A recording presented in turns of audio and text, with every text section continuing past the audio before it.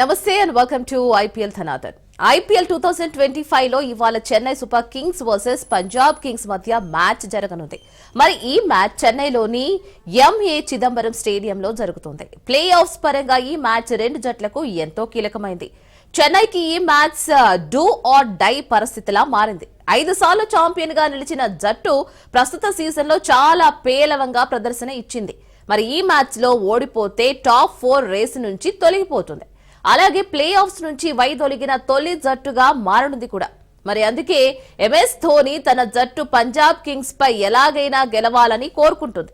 మరోవైపు పంజాబ్ జట్టు మళ్లీ విజయాల పరంపరను కొనసాగించి ప్లే ఆఫ్ అవకాశాలను బలోపేతం చేసుకోవాలని చూస్తుంది.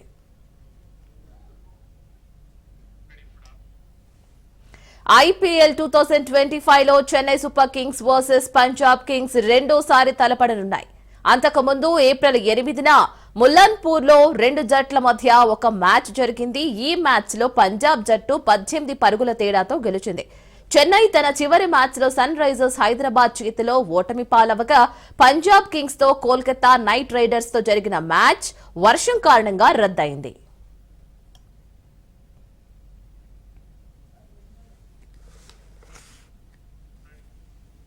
ఐపీఎల్లో చెన్నై సూపర్ కింగ్స్ ఒకప్పుడు పంజాబ్ కింగ్స్ పై చాలా బలమైన రికార్డును కలిగి ఉంది. కానీ ఇటీవల కాలంలో చెన్నై ఎన్నో మ్యాచ్ల్లో ఓటమి చవి చూడాల్సి వస్తుంది. మరి ఈ కారణంగా రెండింటి మధ్య గెలుపు ఓటమిల మధ్య వ్యత్యాసం చాలా తక్కువగా మారింది.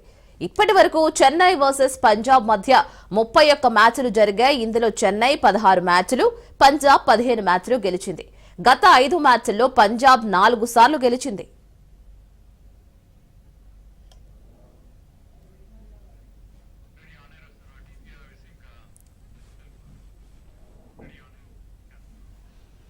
Chennai super kings versus Punjab kings మధ్య జరిగే మ్యాచ్ లో గెలిచే జట్టు గురించి మాట్లాడితే పంజాబ్ ను ఖచ్చితంగా ఫేవరెట్ అని పిలవచ్చు.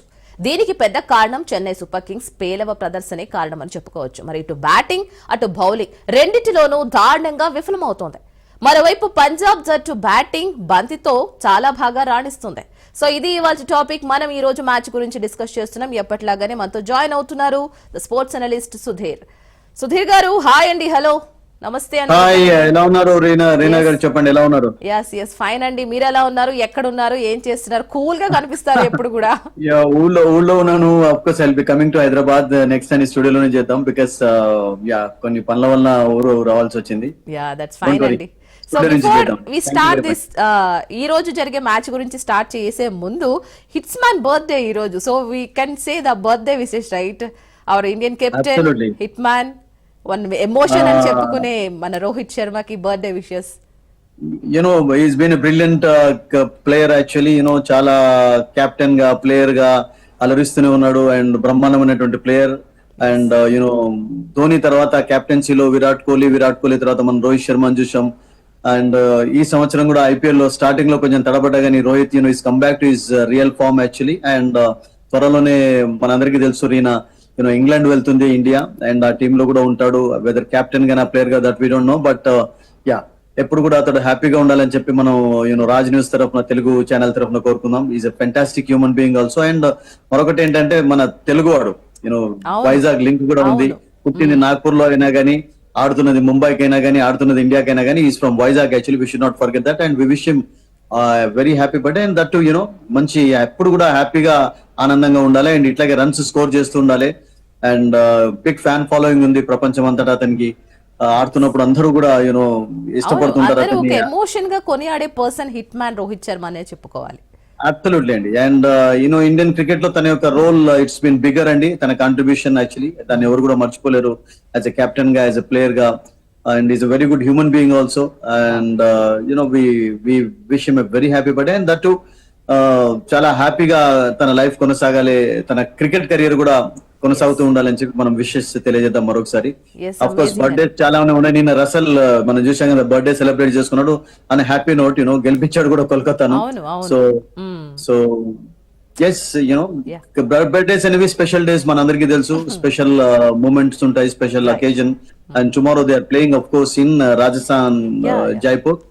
And let's hope that we'll celebrate on a happy note. Yes, on behalf of Raj News, wishing our Indian cricketer team a captain Rohit శర్మకి once again happy birthday sir. మరి ఇవాళ మ్యాచ్ గురించి చెప్పుకుంటే చెన్నై వర్సెస్ పంజాబ్ మధ్య match interesting గా ఉండబోతుందా అని అడిగితే ఈ మాటకి మీరేమంటారు? ఇంట్రెస్టింగ్ గా ఉండబోతుంది అంటారా? వెల్ రీనా, మనం couple of days ago I think మీరు కూడా ఉన్నారు అప్పుడు, మీరే కొన్ని క్వశ్చన్స్ అడిగినప్పుడు నేను చెప్పాను. ఇప్పుడు సెకండ్ ఫేజ్ అనేది రియల్ గా చెప్పాలంటే చాలా రసవత్రంగా కొనసాగుతుంది. ఎందుకంటే ఫస్ట్ ఫేజ్ లో విక్టరీ సాధించినటువంటి టీమ్స్ అవే కన్సిస్టెన్సీని కొనసాగించాలన్నటువంటి రూల్ ఏం లేదు. లోలో ఉన్నటువంటి టీమ్స్ కు ఛాన్స్ ఉంటుంది. The way Mumbai have made a come back, thanks again to Rohit Sharma's fantastic performance.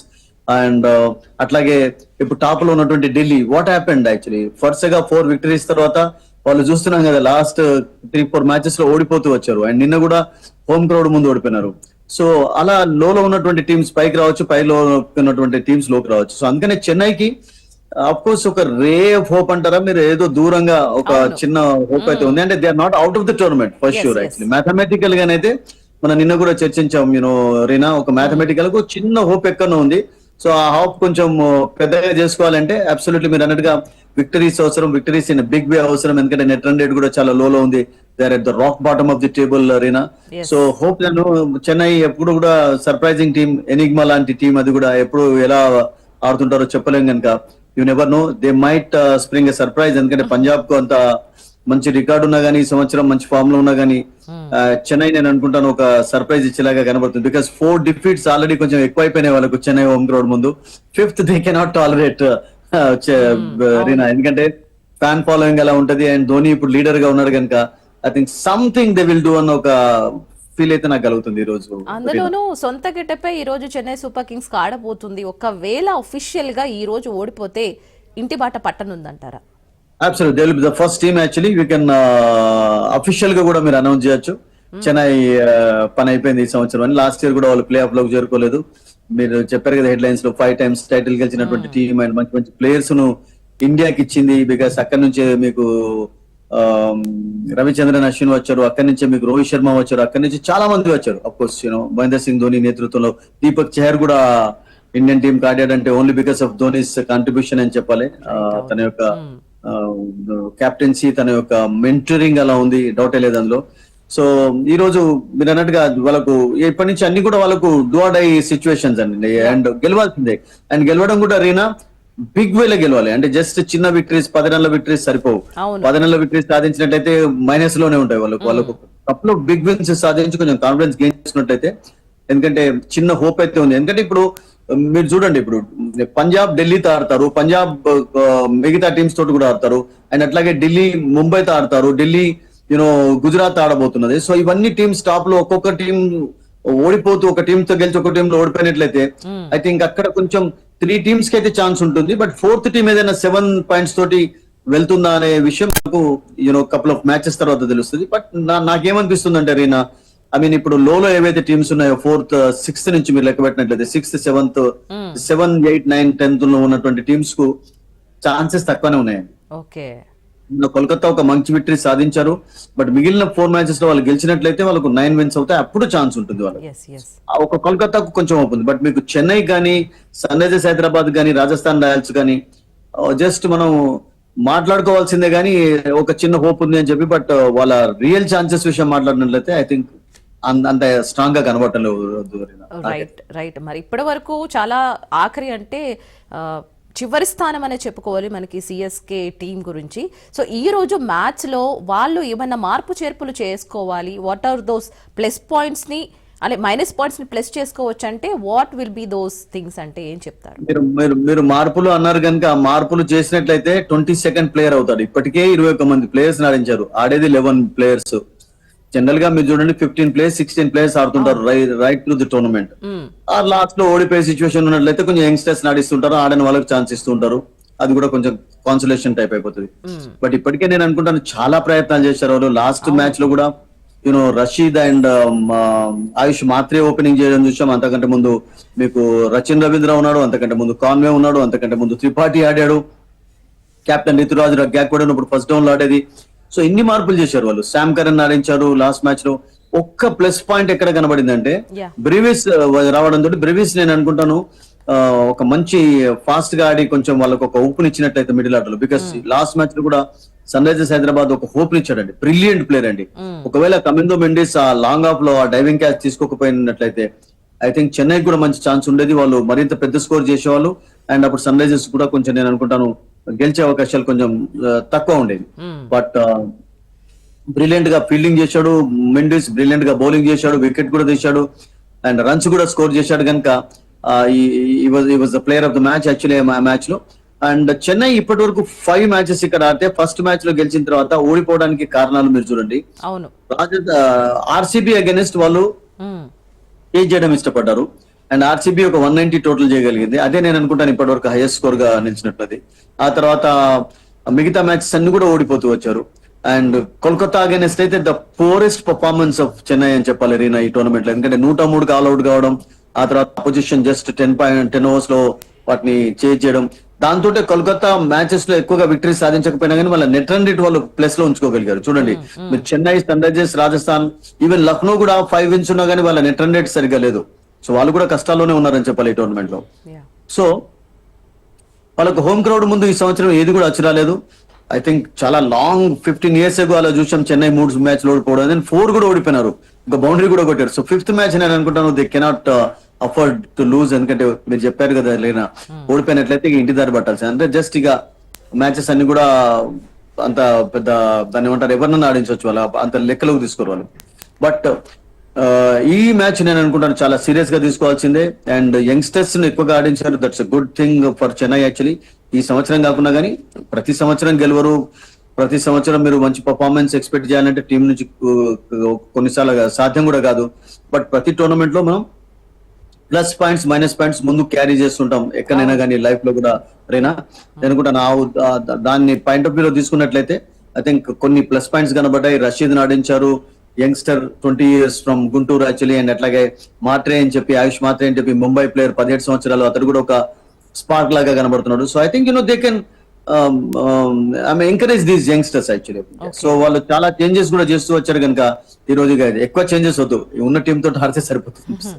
ఒకవేళ కలిసి వస్తే టాస్ మన సిఎస్కే కి కలిసి రావచ్చు అంటే ఏం చెప్తారు? టాస్ అనేది ఒక్కొక్కసారి ఎట్లా ఉంటుందంటే, మనం టాస్ అనేది ఎంత అడ్వాంటేజో టాస్ అనేది ఒక్కొక్కసారి బ్యాక్ ఫైర్ అవుతుంది. నిన్న చూసాం కదా చూడండి, అసలు యాక్చువల్ గా టాస్ గెలిచిన తర్వాత బౌలింగ్ చేయడం తీసుకున్నాడు అక్షర్ పటేల్. అంతకుముందు మ్యాచ్లో టాస్ ఓడిపోయినాడు, మ్యాచ్ ఓడిపోయినాడు. సో ఒక్కొక్కసారి టాస్ ఓడిపోవడం తోటి మ్యాచెస్ గెలుస్తుంటారు, టాస్ గెలవడం తోటి కూడా మ్యాచెస్ ఓడిపోతుంటారు. ఎందుకంటే అపోజిషన్ మీరు రీడ్ చేయడం అనేది వికెట్ చాలా ఇంపార్టెంట్ అండి. అండ్ చెన్నై వికెట్ ను రీడ్ చేయడం నేను అనుకుంటాను మహేందర్ సింగ్ ధోని లాంటి ఒక ఎక్స్పీరియన్స్డ్ కెప్టెన్ కూడా అంత ఈజీ కాదు. ఎలా బిహేవ్ చేస్తుంది చెన్నై వికెట్ ఎవరు కూడా చెప్పలేరండి. సడన్ గా ఒక్కొక్కసారి బాల్ స్కిడ్ అవుతుంది, సడన్ గా స్లోగా రావడం చూస్తాం. ఒకటి one thing is for sure ఏంటంటే మీరు 250, 260 లాంటి స్కోర్స్ అయితే ఎక్కువగా చూడ చెన్నైలో, because there will be something for the bowlers. అంటే ఆ బ్యాటిల్ అనేది బౌలర్ కు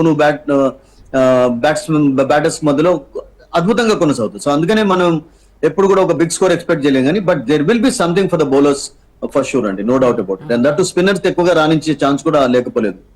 and also MA Chidambaram stadium చెన్నైకి కలిసి వస్తుందా అని కూడా కొంతమంది ఈ రోజు మ్యాచ్ ధోని జట్టు గట్టిగా ఆడి గెలవాలని కూడా ప్రతి ఒక్కరు కూడా కోరుకుంటున్నారు, ధోని ఫ్యాన్స్ ప్రత్యేకించి. ఈ స్టేడియం గురించి మాట్లాడితే మరి అనుకూలిస్తుందా ఈ రోజైనా?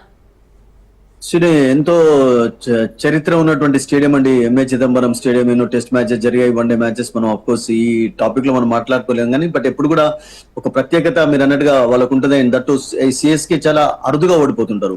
మిగతా ఫ్రాంచైజెస్ తో మీరు కంపేర్ చేసినట్టు CSK when ever they played in Chennai they had 90% success ఉంటుంది. బట్ ఈ సంవత్సరం అన్ఫార్చునేట్లీ వాళ్ళు 4 మ్యాచెస్ ఓడిపోయినారంటే బిగ్ సర్ప్రైజ్. దానికి అఫ్ కోర్స్ కాంబినేషన్స్ వర్కౌట్ కాకపోవడం, టూ మెనీ చేంజెస్ చేయడం, తర్వాత కెప్టెన్స్ చేంజ్ కావడం, రుతురాజ్ గాయక్వాడ్కి ఇంజరీ కావడం, మళ్ళీ ధోని వచ్చిన తర్వాత కూడా అప్పటికే ఓడిపోయి ఉన్నారు వాళ్ళు, అతను కూడా ఏం చేసే పరిస్థితి కనబడలేదు. So they had lot of problems అండి. సో దాంతో అఫ్ కోర్స్ హోమ్ క్రౌడ్ ముందు వాళ్ళు కొంచెం డిసప్పాయింటింగ్ పర్ఫార్మెన్స్ కనబడాల్సి వచ్చింది. బట్ ఈ రోజు నేను అనుకుంటాను ఒక డిఫరెంట్ చెన్నై టీం చూసే ఛాన్స్ కూడా లేకపోలేదు. అండ్ అఫ్ కోర్స్ పంజాబ్ లో ఆడుతున్నప్పుడు ఆర్య అనే ఒక యంగ్స్టర్ అద్భుతంగా ఆడి సెంచరీ కొట్టాడు. అండ్ అతడు ధోనిని కలవాలి అని అనుకుంటున్నాడు, అక్కడ కూడా కలవలేకపోయినాడంటే ఇక్కడ కూడా కలుద్దాం అన్నటువంటి ఒక కోరిక అతనికి ఉంది, బికాస్ ఫ్యూచర్ స్టార్ గా అందరు చెప్పుకుంటున్నారు. And Shreyas Iyer has led well actually. Prabhsimran మంచి ఫామ్ లో ఉన్నాడు. వాళ్ళకు హర్షదీప్ మంచి బ్యాటింగ్, ఓన్లీ ఆస్ట్రేలియన్స్ నుంచి మంచి పర్ఫార్మెన్స్ లభించలేదు ముఖ్యంగా పంజాబ్ టీం కు. బికాస్ మీకు ఇంగ్లీష్ సరిగ్గా ఆడలేదు. మ్యాక్స్వెల్ అయితే ఇస్ బిన్ ఫెయిల్యూర్ టోటల్ గా. అప్పుడప్పుడు వికెట్లు తీసుకున్నారు. స్టైనిస్ ఆడించినప్పుడు స్టైనిస్ ఆడలేదు. సో ఈ రోజు ఏమన్నా చేంజెస్ చేస్తారా? ఈ రోజు బార్టెట్ ను తీసుకొని వస్తారా, మరొక ఆస్ట్రేలియన్ ఫాస్ట్ బౌలర్ ను? Because they need one foreign bowler also to you know. ఎందుకంటే చెన్నై బ్యాటింగ్ లైనప్ సరిగ్గానే ఉంది. ఇప్పుడు మార్తినెల్ లాంటి ప్లేయర్ చాలా అద్భుతంగా ఆడుతున్నారు. అండ్ ఓన్లీ వాళ్ళకు దుబాయ్ ఒకటే కొంచెం కన్సిస్టెన్సీ కనబరిచాడు. But otherwise all the players in Chennai team ఎవరు కూడా ఎక్కువగా చెప్పుకోదగ్గర రాణించలేదు. ఓన్లీ ఆయుష్ మాత్రమే in the last 2 matches he played, he looked good. And we have to wait and see. ఎందుకంటే చెన్నై మరి హోమ్ క్రౌడ్ ముందు రివెంజ్ తీసుకుంటారా? పంజాబ్ లో ఒక మంచి ఛాన్స్ కోల్పోయినారు వాళ్ళు. Right. అండ్ ఇక్కడ ఒక మంచి ఛాన్స్ అయితే ఉండదు, నో డౌట్ అబౌట్. అందులోనూ పంజాబ్ కింగ్స్ చూసుకున్నట్లయితే ఇది రెండో మ్యాచ్ వీళ్ళకి కదా. సో ఈ రెండో మ్యాచ్ లో కూడా క్రితం ఆడిన మ్యాచ్ కి సంబంధించి ఏమైనా మైనస్ పాయింట్స్ ఉంటే దాన్ని సరిచేసుకునే క్రమంలో ఈ రోజు ఏమైనా మార్పులు చేర్పులు చేయొచ్చు అంటారా? ఒకటండి, ఆ రోజు మ్యాచ్ లో అసలు జరిగింది ఏంటంటే, ఫస్ట్ పంజాబ్ లో that was the second match in Mullanpur. First match లో శ్రేయస్ అయ్యర్ టాస్ గెలిచిన తర్వాత రాజస్థాన్ రాయల్స్ ను బ్యాటింగ్ చేయమని కోరాడు. అండ్ రాజస్థాన్ రాయల్స్ 200 చేసిన తర్వాత వాళ్ళు చేంజ్ చేయలేకపోయారు. అండ్ నెక్స్ట్ మ్యాచ్ లో శ్రేయస్ అయ్యర్ టాస్ గెలిచి వి విల్ బ్యాట్ ఫస్ట్ అన్నాడు.